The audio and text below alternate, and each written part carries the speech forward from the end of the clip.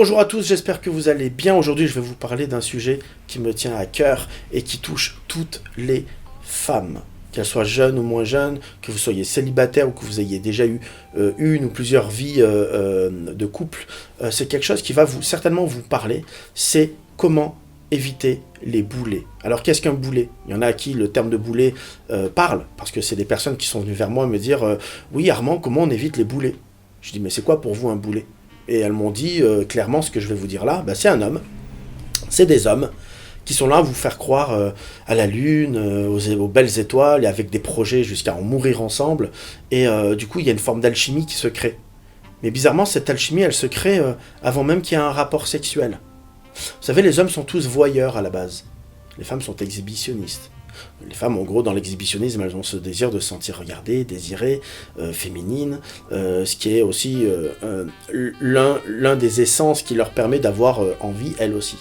Mais l'homme, dans ce côté voyeur, a une problématique. Je vous explique c'est laquelle.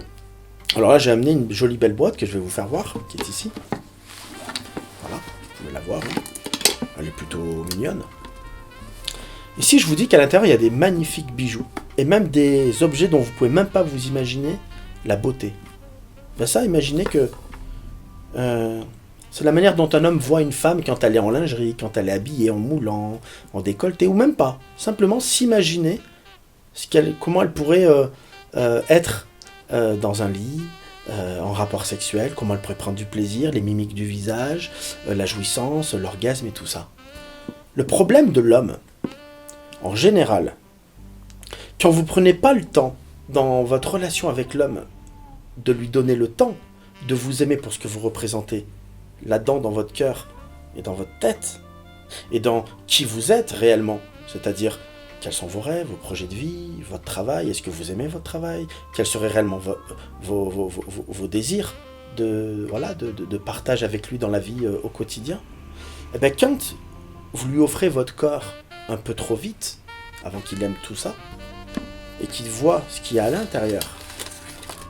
Elle a beau être belle, la boîte. Vous avez beau être la plus belle femme du monde. Il refermera la boîte. Et bizarrement, les messages entre vous sont de plus en plus espacés, sont de moins en moins longs, sont de moins en moins spirituels, philosophiques ou autres. Enfin, en tout cas, de la même base qu'il y avait au début. Et comme par hasard, petit à petit, il s'efface. Et un jour, il vous dit, ouais, c'est terminé, toi et moi, je pense qu'on n'a plus rien à partager, ou je suis pas un homme pour toi.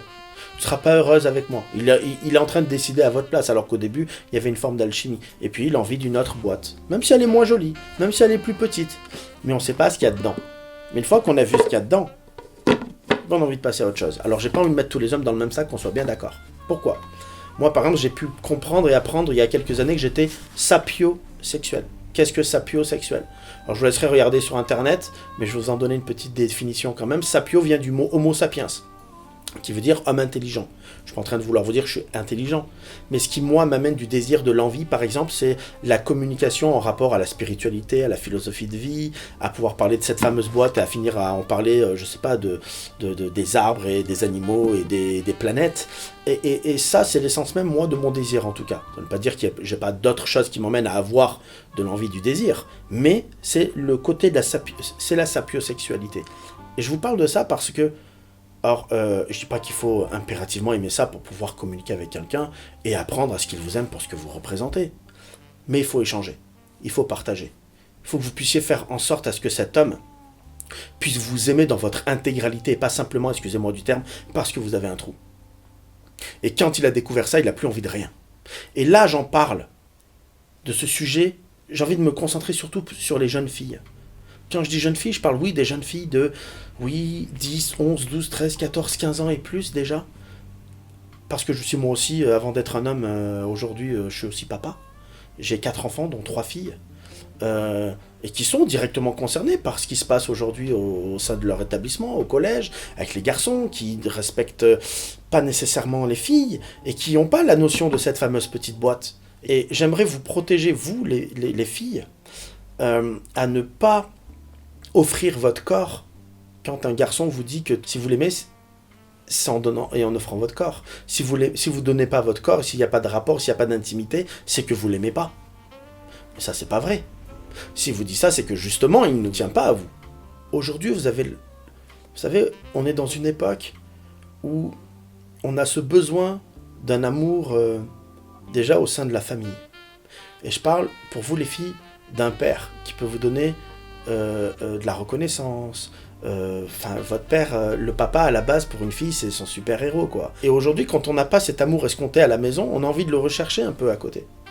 Et quand vous tombez sur des jeunes hommes envers qui vous avez une forme d'amour, de besoin de présence, parfois il peut y avoir des petites phrases comme ça en vous disant si tu m'aimes, il faut qu'on aille plus loin.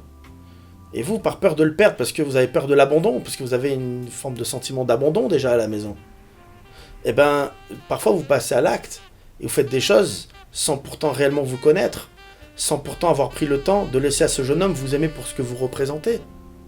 Et après, vous comprenez pas pourquoi, il vous manque de respect, il est de plus en plus distant, encore une fois, je l'ai dit au début, mais c'est la réalité. Et vous vous voyez perdre confiance en vous. Vous regardez dans une glace et vous dites qu'est-ce que je fais, qu'est-ce que je deviens, j'ai pas envie de le perdre, et pourtant vous savez que c'est pas bien, mais vous continuez. Et les boulets, on ne peut les éviter que comme ça, c'est en se respectant soi, en sachant qui on est, et en s'instruisant au niveau de qu'est-ce que la sexualité. C'est-à-dire, c'est quoi la sexualité? C'est pas juste, excusez-moi du terme, un pénis et un vagin. C'est pas ça. C'est, le côté sensoriel, la communication, le dialogue, le regard, le sourire, se prendre dans les bras, se tenir main dans la main. J'en entends énormément des jeunes filles qui disent que le garçon, au collège, lui interdit de lui faire voir que qu'ils sont ensemble, ils n'ont pas le droit de se tenir main dans la main, ils n'ont pas le droit de s'embrasser devant les potes, et ainsi de suite. Pourquoi? Parce qu'il n'a pas envie que ses potes à lui le prennent pour un love to love. Le petit garçon qui est tombé amoureux de la fille. C'est nul. C'est ça l'amour déjà à la base, il faut que ça se soit solide. N'allez pas au-delà en offrant votre corps que déjà les bases. Si les bases sont pas solides derrière, vous êtes sûr que c'est foutu. Et là, j'aimerais passer rapidement chez les adultes. Quand on a eu des relations qui nous ont amenés à souffrir, et notamment pendant des durées relativement longues, où on a été marié, enfant, ou même simplement en concubinage pendant 5, 10, 15 ans, souvent quand vous ressortez de ces relations-là, donc que ce soit un divorce ou une séparation simple, vous avez envie, entre guillemets, un peu de rattraper le temps. Et vous avez envie de trouver dans votre relation, dans votre nouvelle relation, une nouvelle vie, un nouveau sens à votre vie, mais en rapport à ce que vous n'avez pas eu pendant ces 5, 10, 15 ans. Et c'est souvent l'entente sexuelle, l'épanouissement sexuel. N'oublions pas qu'il y a 20 ans, la technologie n'existait pas, on n'avait pas la possibilité de savoir comment ça pouvait se passer sexuellement. Avant, réellement, les gens faisaient l'amour entre eux pour avoir des enfants. Aujourd'hui, c'est vraiment une part très importante dans le ciment du couple, dans la possibilité d'une durabilité de couple. L'entente sexuelle. Et aujourd'hui, souvent, et j'ai beaucoup de femmes qui passent de relation en relation, comme si c'était des relations pansement pour oublier la précédente, tout simplement parce qu'on sait ce qu'on veut et ce qu'on ne veut plus. Est-ce que vous voulez plus? C'est le manque d'affection, d'attention, de présence, ça c'est encore un autre sujet, mais qui vous emmène à avoir de moins en moins de rapports sexuels, et à un moment de vous sentir délaissé, pas belle, de même plus prendre soin de vous. Et le jour où vous êtes, et vous retrouvez cette liberté de pouvoir être vous, de pouvoir vivre votre vie de femme, et non plus la vie de maman, boulot, maison, ménage, bouffe, enfant, l'atelier des enfants et tout ça, vous avez tendance à aller trop vite dans les rapports sexuels. Parce que d'une, vous en avez envie, de deux, vous avez appris à vous connaître, donc vous savez ce que vous voulez, et puis les hommes de 40, 45 ans, 50 ans ont une connaissance sur la sexualité qui est différente que les jeunes de 20 ans. Je veux dire, voilà pourquoi aussi beaucoup de femmes aiment bien et préfèrent parfois les hommes mûrs, c'est parce qu'ils ont une manière de procéder sexuellement qui est différente. Les préliminaires, les caresses, le côté viril et doux à la fois, voilà, il y a une expérience qui est différente au final. Mais ça n'empêche pas qu'il faut prendre le temps de vous faire aimer pour ce que vous représentez, encore une fois, ici et ici, pour que l'homme puisse, au moment où il y a un rapport avec vous, et pareil pour vous, c'est en parallèle, c'est la même chose, avoir un rapport sexuel, même simple, mais qui puisse être puissant de plaisir, de désir et d'envie et d'échange, en fait. de l'homme envers la femme, enfin entre deux humains, et non pas juste du sexe pour du sexe. Et vous vous apercevrez que quand ces choses-là sont mises en place concrètement, on fait l'amour par amour, et pas l'amour par désir de cul et de sexe simplement. Et c'est là où vous pouvez éviter les boulets. Et c'est là où vous vous respectez aussi avant tout. Alors oui, il faut faire des sacrifices parfois à ne pas subvenir à un besoin sexuel dans l'instant T, ou avec les petits papillons qui sont là et qui vous donnent envie d'avoir envie et de faire. Mais et après, il faut savoir.